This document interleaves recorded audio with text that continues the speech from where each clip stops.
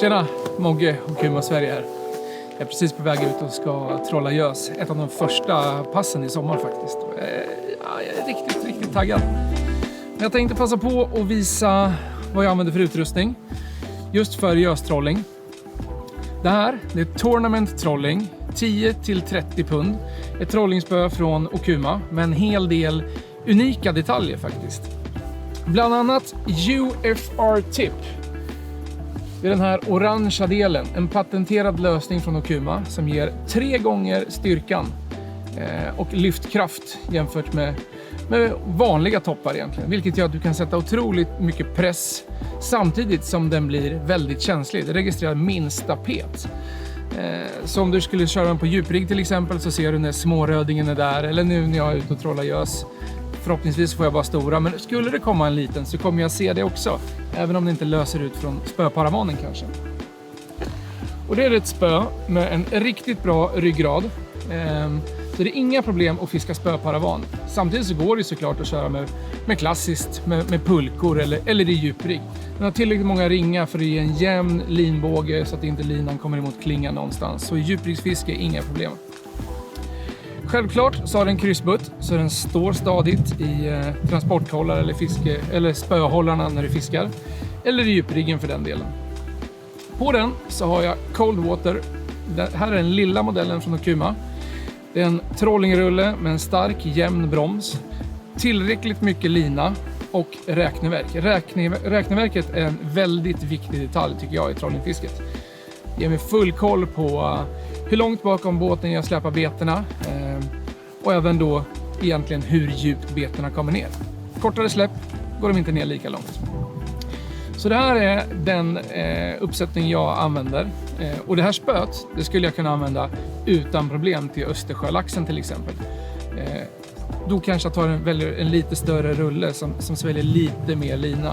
Cold Water 300 till exempel, den tar ju tillräckligt mycket för att kunna stoppa en lax som bara rusar. På rullen kör jag Sufix Super 21. En nylonlina med extremt lite stretch. Så att den är, jag ska inte säga att det är som en flätlina, för det är det inte, för de är helt stumma. Men den här har väldigt lite stretch. Men den har ändå lite, vilket är en fördel när du trollar. För att det gör det svårare för fisken att slå sig loss helt enkelt. Så du får lite gummibandseffekt. Vilket kan vara en fördel. Framförallt på kortare linan när du får fisken nära båten. Sista metern, 1,5, så kör jag också Super 21 fast fluorkarbon. Tafsmaterial. I det här fallet kör jag 0,50 för då vet jag att då klarar jag gäddtänder. Och jag väljer då inte skarva den direkt på huvudlinan utan jag knyter faktiskt ett lekande emellan. Och det är helt enkelt för att paravanen inte ska kunna driva hela vägen ner till betet och fisken och den ska kunna slå sig fri. Och när vi är inne på beten, då kan man ju prata hur länge och hur mycket som helst om. Men jag har försökt välja 3 favoritbeten till gös. Egentligen för att täcka lite olika vattennivåer och sådär. Så att först ut, Tail Dancer. Den här rackaren, den stora modellen, går ner till 12 meter. Och den här använder jag framförallt dagtid skulle jag säga. När jag vet att fisken jagar lite djupare.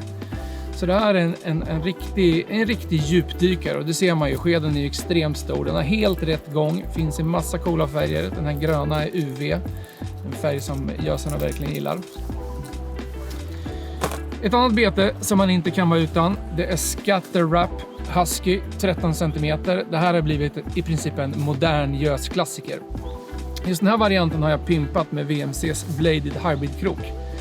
Gösen följer gärna efter sina beten och provsmakar lite. Så att min tanke med den här lilla extra bling-blinget är att när de provsmakar den, då får de också provsmaka VMC-stål.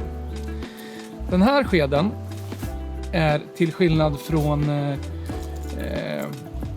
Taildancern mycket mindre, har en annan form och framförallt så är den formad på det här sättet. Det är en sadelnossked eller skattersked som Rappala kallar den. Och det ger betet en väldigt oregelbunden gång som en flyende betesfisk. Den wobblar precis som vanligt och sen sticker den ut åt sidorna så här. Och det triggar verkligen jaktlusten hos alla predatorer. Om det där var en modern klassiker så är ju Rapala original en odödlig klassiker. Rapala original 18 cm. Alltså jag fiskar inte en dag gös utan att hänga på den här. Det här är ett bete som har fångat så otroligt mycket stor gös och gädda och egentligen vad du vill. Men anledningen till att jag valde den här är att jag vet att många tycker att det här kan upplevas som ett stort bete för gös. Det är det inte. Du kan fiska mycket större beten. Det här är en munsbit även för en 3 kilos gös. Så en 18 cm Rapala original. Nej, jag lämnar inte hamnen utan den. Men med det sagt så tänker jag sticka ut. Se vad kvällen har att bjuda på. Och det hoppas jag att ni kommer göra också. Se till att fiska mycket i sommar. Alltså det finns inget bättre. Ha det bra.